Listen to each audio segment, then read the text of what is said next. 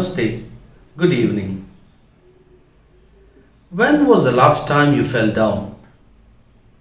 Do you remember? Well, I have a fresh fall most weekends on treks. My last fall was 2 weeks ago when I scaled the Agastya Hills, the second highest peak in Kerala. I'm basically a person who loves to be close to nature, and I have also learned a lot from it too. The fresh air, the chilling wind, and the sound of forest really energizes me for the coming week. It's really an opportunity to unwind myself and revamp for the week ahead. I'm really delighted to share some experiences with you. Very refreshing indeed. We all learn from falls, right?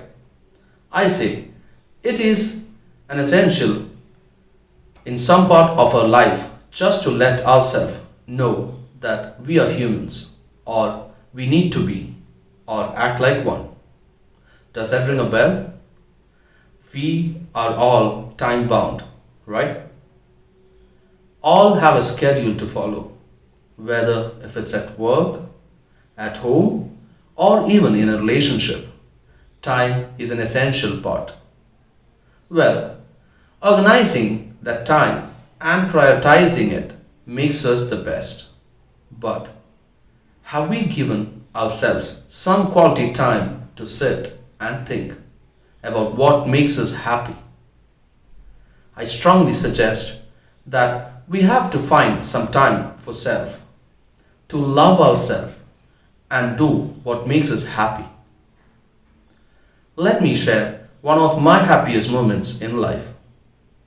My first international expedition to Mount Kilimanjaro, the highest peak in African continent and one of the 7 summits of the world. We were a team of 6: Chandani, Paul, Sijo, Akila, Shyam and myself.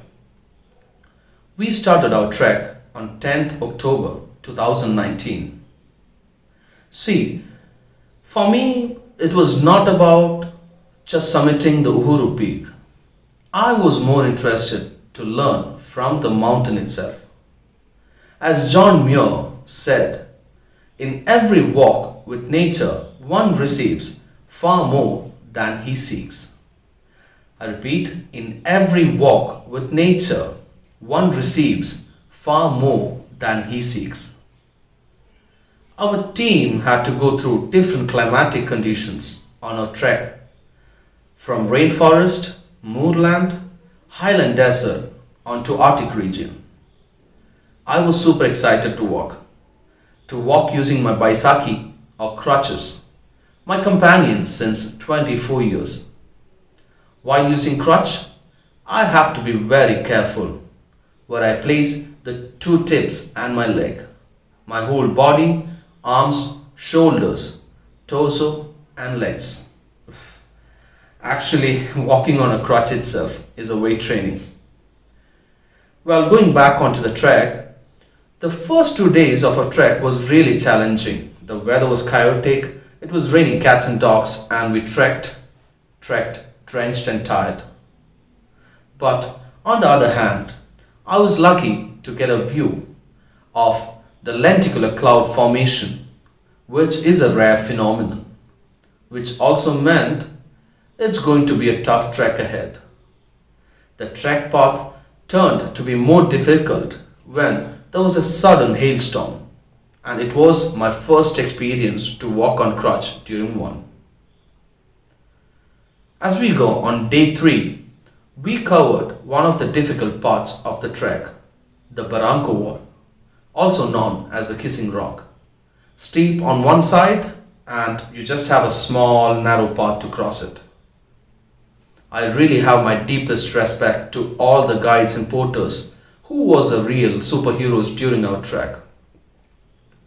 By day 4, we had already been above the clouds and the morning views were breathtaking. We reached the Barafu base camp on 14th October by afternoon. We were served with lunch and asked to rest. The night was chilling and windy. We had an early dinner and rested again, since we had to start our summit climb at 11:30 that night. We were sleep deprived, fatigued, stressed, and some of my teammates started showing symptoms of altitude sickness. You can never predict the climate on a mountain. Before we start, we were checked by the paramedical team and set fit for the climb. Now, that's the last 5 kilometers to the peak through rocks and boulders covered in snow. As we passed through the stellar point, there was a moment when I felt I wouldn't be able to finish it. My crutch was iced and I couldn't feel my palms.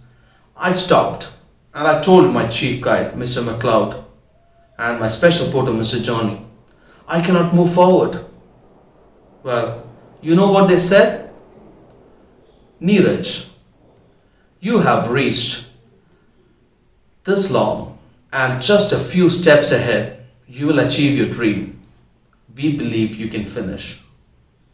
On October 15th, 2019, 8:20 in the morning, I was crying with pain in my shoulders and legs and abundance of happiness inside me. Yes, I scaled the Uhuru Peak, 19,341 feet, using my crutch. I wanted to be emphatic, to show my fellow differently abled friends and others that if you believe in yourself, you can do it. If you believe in yourself, you can do it. This maybe have been a path of self-realization for me, but I also had a realization at the age of 9 when I had to let go my left leg due to osteosarcoma, a bone tumor. A realization that has changed many dimensions in my life, starting from how to take a step to how to spend each second in my life and stay happy. Let me share a brief history on myself. During my school days, while playing with my friends, I had a severe pain in my leg and I fell down. I was unable to get up. On getting back home, I complained to my parents about the pain. Later on, went on for a diagnosis, underwent a biopsy. It was a shocking moment for my family. I had to undergo several dosages of chemotherapy, but at the end, I had to let go. Start over again from bed. Right from taking the baby steps. Crutches has been a part of life since then. Longing 24 years with it has even taught me to switch on a light using a crutch from a distance. It's called adaptive physical activity. After my amputation, I had to divert my focus from not to sit behind the walls and to start exploring my new world, a world of differently abled.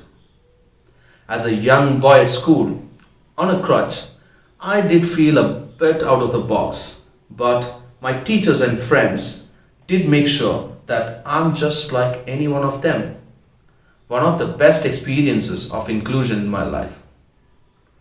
I tried my hands in different sports and activities during my post-amputation stage. That's when I fell in love with badminton, a game which required speed and agility. The movement on a court has to be swift, but I had to figure out how to do that on a single crutch. I liked the challenges that I had to face while playing the game too. Because moving on a single crutch was not as easy as moving with two. I spent more time and focus into badminton, and while in college, I was able to develop my skills onto a professional level with training. I played my first national tournament in 2007 at Bhubaneswar, Orissa, and clinched a silver medal in SL3 category in men's doubles with Mr. Girish Sharma. That tournament, that tournament really marked a mile in my history. A passion turned into a profession. Later on, I continued playing para badminton and have represented India in many international championships. I have won a bronze medal at Israel Open Tournament 2010, a gold at second French International Para Badminton Tournament in 2012, a bronze medal in men's doubles and singles at third Spanish International Para Badminton Championship 2012. Currently, I am involved in mentoring more para players who love to play the sport. I also like to share some principles that I followed in my life, which was part of the realization stage. To see yourself in others. In short, think empathetically. What is your take on life?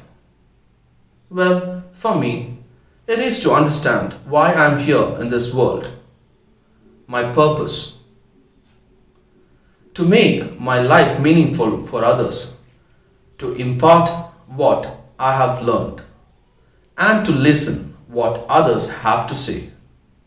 An open mind like a child, with lots of questions to be solved. As said in a Bible verse, truly, I say to you, unless you turn and become like a child, you will never enter the kingdom of heaven. I thank my parents, my friends, and my supporters for their love and suggestions. They are my sole pillars in life. This evening, I'm happy that I'm audible to you on my views.